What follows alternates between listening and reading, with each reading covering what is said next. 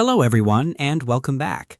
In today's video, I'm going to show you how to reuse checklists in Trello using the latest version of the platform. Reusing checklists can save you a lot of time, especially if you regularly perform the same tasks or follow the same workflow. So let's get started. First, open Trello in your web browser and sign into your account. Next, open the board where you want to reuse a checklist. Now, create a card and add all the checklist items that you want to use repeatedly.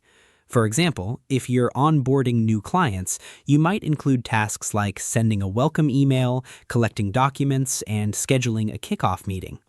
Once your checklist is complete, you can save time in the future by turning this card into a template. To do this, click on the card, select the three-dot menu in the top right corner, and choose Make Template if the option is available in your workspace. Now, whenever you need the same checklist again, simply create a new card from that template. Another option is to copy the entire card.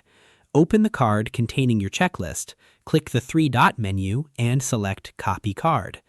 Trello will create a duplicate card containing the same checklist and task items.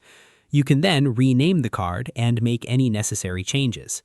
This method is ideal for recurring processes such as project setup, employee onboarding, content creation, or quality assurance workflows.